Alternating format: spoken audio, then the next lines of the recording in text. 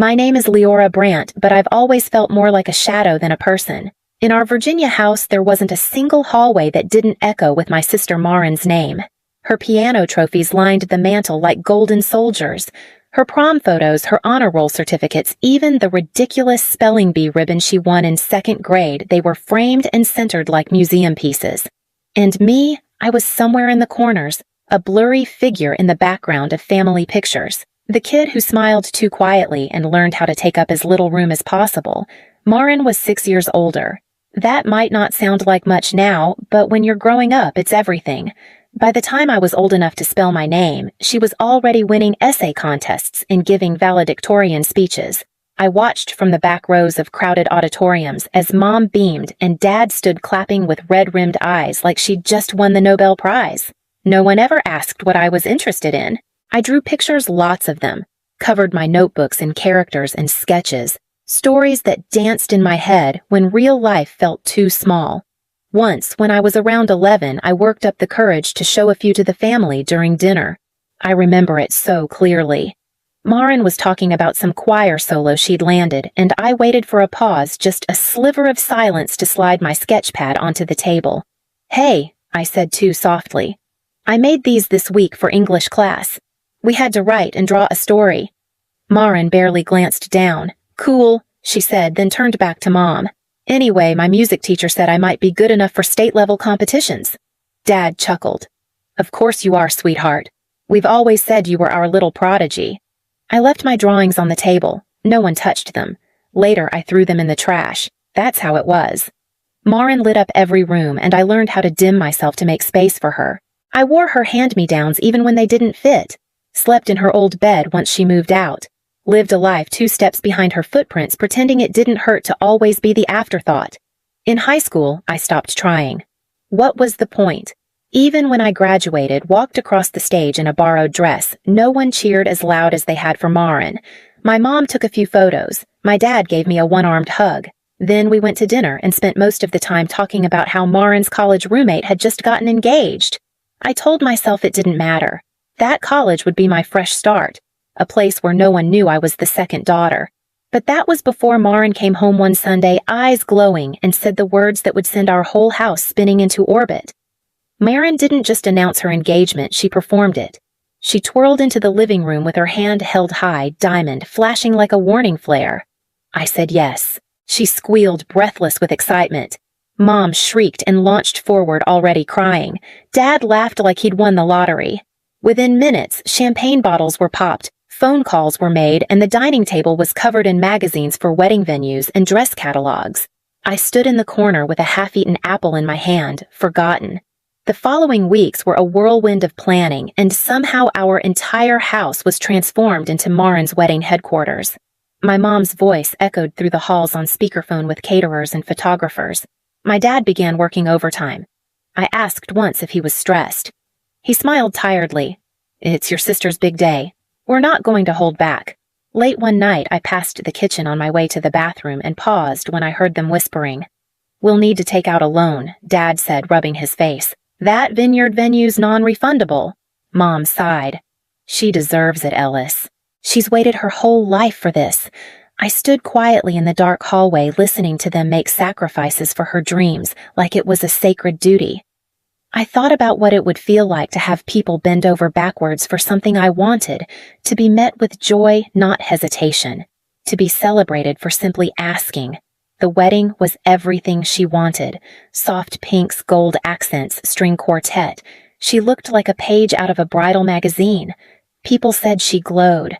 I just felt like I was fading. I smiled in pictures. I fluffed her dress. I held her bouquet when she got tired, and when someone asked if I was her sister, I said yes, with a smile that didn't reach my eyes. After the honeymoon, we had another Sunday dinner. Marin waltzed in late, plopped her purse down, and said, "I've decided to be a stay-at-home wife. Jack makes more than enough." Our parents exchanged a look, brief, tight, but their mouths formed smiles almost immediately. "That's wonderful, sweetheart," Mom said. "If it makes you happy, that's what matters." I chewed slowly, staring at my plate, trying not to scream. They'd gone into debt to give her a wedding fit for royalty, and now she was leaving her job without a second thought. No one asked if she'd thought it through. No one questioned if it was wise. They just nodded like it was the most natural thing in the world. I cleared the dishes while they all drank coffee and talked about baby names. A month after Marin announced she was pregnant, I finally worked up the courage to ask. It was after dinner. Mom was assembling a scrapbook of Marin's ultrasound photos. Dad was watching golf with the sound low. I cleared my throat hard in my mouth. I've been looking at colleges, I said. I really want to start in the fall. Mom barely looked up. That's nice, honey. I was wondering if maybe you could help with tuition. They glanced at each other in exchange I'd seen too many times. Silent calculations. Quiet avoidance. Well, Dad said after a beat we'd love to, but with the loan for Marin's wedding and the down payment on their house. We can cover half Mom cut in, but you'll need to figure out the rest on your own. I nodded, swallowing the lump in my throat. Okay, thanks. I went back to my room and sat on the edge of my bed, numb. Half.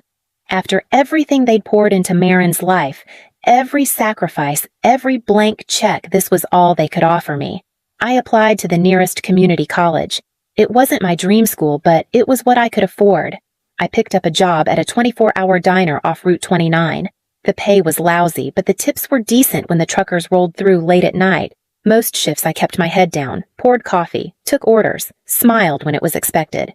But there was one customer, Miss Carol, who came in like clockwork every Wednesday at 10:15 p.m. She ordered the same thing, black coffee blueberry pie, no ice in her water. She always sat in the same booth, always left a $10 tip on a $6 tab.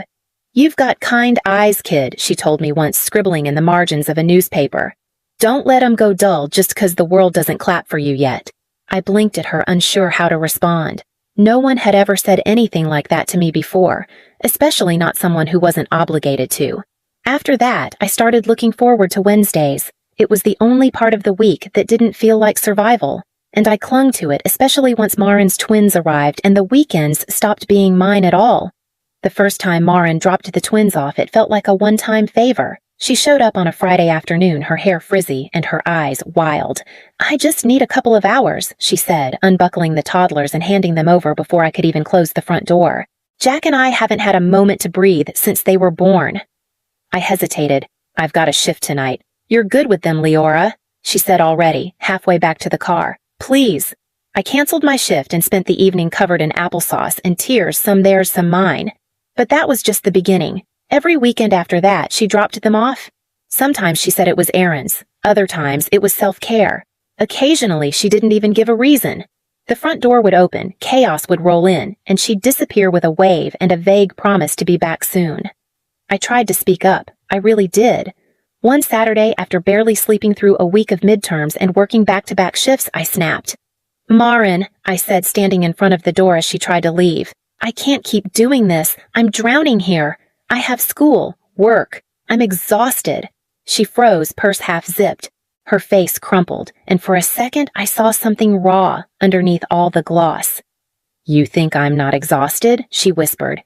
Do you think I wanted any of this Jack's barely home? The boys don't nap. I haven't worn real clothes in months. No one asks how I'm doing, they just expect me to be grateful. I stared at her, stunned. She looked just as trapped as I felt, but then she squared her shoulders. You're not a mom, Leora. You don't understand. You'll help right. Just for a little while. And just like that, it was back on me. I turned to our parents later that evening, voice shaking. I need some space. I need time to study, to sleep. Dad didn't even lower his paper. Your sister needs help. Be glad you can give it. Mom sighed. Don't be selfish, Leora. You'll have kids of your own someday, you'll understand. I didn't know what was worse, the guilt or how familiar it felt. So I folded. I kept showing up, bottle warming, diaper changing, cartoon playing. Weekends stopped belonging to me. Everything did. I spent 6 months scraping together enough money for 3 nights in Myrtle Beach. It wasn't glamorous. The motel had dated floral curtains and sand stuck in the lobby carpet, but it was a block from the ocean and it was mine. I'd booked it myself, paid with my own tips, and counted the days like a prisoner crossing off calendar marks on a cell wall. When the bus finally pulled in and I stepped off, salt hit my skin like a baptism. For once, I didn't hear crying kids or clanging dishes, just to the ocean. I checked in, dropped my bag, and changed into the one swimsuit I owned. I didn't care that it was faded. I was here. I was free. I came back from my first walk on the beach, glowing, my flip-flops still dusted with sand. That's when I saw them, Mom, Marin, and the twins, outside the motel room next door. 2 big roller bags sat beside them. The boys were already chasing seagulls in the parking lot. "What? What are you doing here?" I asked, voice tight. Mom beamed. "We thought it'd be fun to surprise you. Family trip." "But how did you—" "Oh, Marin saw the email confirmation on the kitchen counter," she said, brushing it off. "We didn't want you to be alone." I looked at their room. It was clearly an upgraded suite balcony ocean view, big enough for all of them. My room was a converted storage unit with mismatched towels and one flickering lamp. Before I could process the sting, Marin was already pushing the twins toward me. "They've been dying to see the beach," she said. "You don't mind watching them, right? Jack and I want to take a long walk. Maybe hit that new oyster bar." "I need to grab some snacks," Mom added. "And sunscreen. We'll be back soon." And just like that, they were gone. I stood there while the boys tugged at my arms, laughing and screaming. My room turned into a jungle gym. They smeared juice on the sheets, broke a lamp-flushed apple slices down the toilet. I spent the second night on the phone with maintenance and paid out of pocket for a plumber. By the end of day 3, I was more tired than I'd ever been. My skin burned, my patience frayed, and my wallet emptier than when I arrived. When Marin complained that she was exhausted from all the traveling, something inside me cracked open. The moment I walked back through our front door, the exhaustion hit me like a wave. I dropped my bag by the stairs and headed straight for my room, ignoring the blur of the television and the way Dad barely glanced up from his recliner. I collapsed onto my bed without even changing. My legs ached, my shoulders were stiff, and my bank account was down to single digits. I hadn't had a single uninterrupted night of sleep since the trip started, and all I'd wanted was 3 quiet days by the water. Instead, I came back with a sunburn, a migraine, and a bill for a broken motel lamp. I don't know what exactly snapped the next morning. Maybe it was the sound of my mom's voice echoing through the house like nothing had happened. Maybe it was the text from Marin asking if I could do next weekend too. Maybe it was just the silence that came after too much noise. I pulled out my duffel and started packing. The door slammed open so hard it hit the wall. "Eliza, what are you doing?" Mom stood there, her arms crossed, disbelief painted across her face. "I'm leaving," I said quietly. "I'm moving out." Her mouth dropped open. "You're being dramatic." Dad's voice boomed from the hallway. "If you walk out that door, you're on your own. No help with school." "Nothing." I hesitated, my fingers curled around the zipper of the duffel. Part of me faltered just for a second until my mind snapped back to finals week. I saw the image like it was happening all over again, one of the twins dumping juice on my laptop, then hitting the keyboard with a toy truck while I cried quietly in the corner. I zipped the bag shut. "I'd rather struggle on my own," I said, "than keep living like this." "After everything we've done for you," Mom whispered, eyes glassy. "No," I said. "Everything you've done for Marin." They shouted more as I walked down the stairs. Accusations, warnings, pleas, but I didn't stop. At the front door, I paused. My hand hovered on the knob. "If you leave now," Mom said behind me, voice cracking, "don't bother coming back." I opened the door. The light hit my face like a slap and a promise all at once. I stepped through and didn't look back. For the first 2 weeks, I slept on Danny's couch. She never made me feel like a burden, just handed me a pillow, a blanket, and a pair of keys.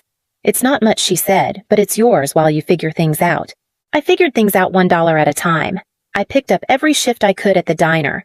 When I wasn't working, I was cramming for midterms at the back booth, nursing cold coffee and pretending my ankles didn't hurt. A girl from my study group, Jo, mentioned she was looking for a roommate. We toured a tiny second-floor apartment that smelled faintly of mildew but had good light and a door that locked. We signed the lease 2 days later. My bed was a mattress on the floor. My desk was a cardboard box turned sideways. The first thing I bought with my tips from a particularly chaotic Saturday shift was a little yellow lamp from a thrift store down the block. It was chipped on one side, the switch wobbled, but when I plugged it in, the room felt like mine. I learned how to stretch spaghetti for 3 nights in a row, how to patch holes in jeans, how to cry in the shower without anyone hearing. I missed meals. I pulled all-nighters.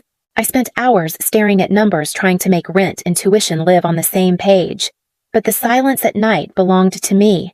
The air, the exhaustion, even the fear, they were mine. No one banging on the door. No twins. No guilt.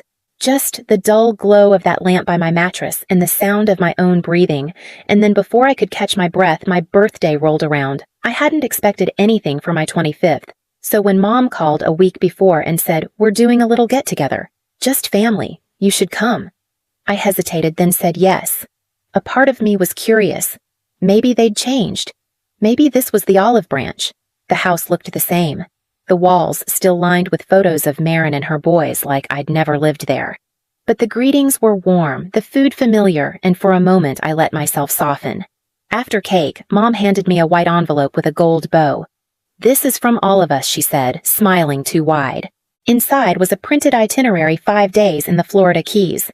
Flights, hotel, all paid for. Dad clapped my back. A family vacation. Finally.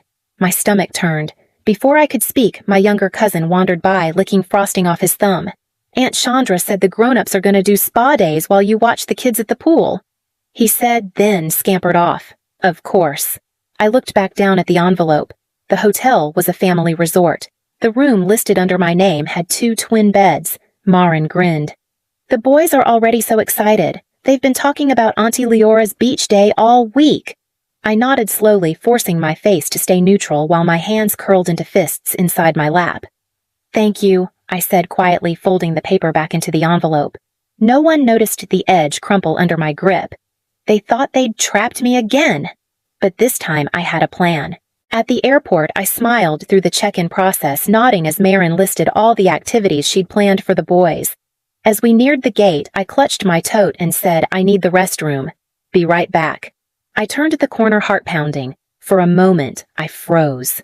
My hand hovered over my phone. Then I opened my notes app and reread the line I'd typed after Myrtle Beach. "I am not a nursery." That was enough. I walked calmly to gate 42 and handed over my separate ticket, one I'd bought weeks ago, to a quiet resort town where no one knew my name. As I settled into my seat and the wheels lifted from the ground, I raised my glass of cheap champagne and typed a final message. "I'm not coming. Enjoy your trip." Then I turned off my phone and leaned into the hum of distance. They showed up less than 24 hours after I got back. I opened the door to Mom, already mid-sentence, voice sharp and shaking. Marin stood behind her arms, crossed, face red. "You humiliated us," Mom snapped. "The boys were crying. We had to rearrange everything." Marin stepped forward. "You just left," she said, quieter. "You didn't even say goodbye." I let them rant. Accusations tumbled out like broken glass, selfish, irresponsible, ungrateful. I stood still, arms folded across my chest, until their noise finally ran out of steam. "I'm not doing this anymore," I said, voice even. "Until you treat me like a person, not a free service, we're done." Mom's jaw dropped. "You can't be serious." I turned toward the door. "You need to leave." For a second, Marin's eyes flickered, just a brief softness, something almost like understanding. But she said nothing. She turned and followed Mom out. I closed the door behind them and slid the lock into place. It's been 7 months. The studio's small, but it fits me. Mornings start with sunlight through sheer curtains and the sound of the Riverwalk below. I water my balcony plants and leave the door open when I paint. Last week I got a postcard in the mail. No return address, just Ms. Carroll's looping handwriting. "You were always more than they saw." I smiled and pinned it to the fridge. No one calls me selfish here. No one hands me screaming toddlers or expects me to disappear. I used to beg to be included. Now I build a life no one else gets to rewrite.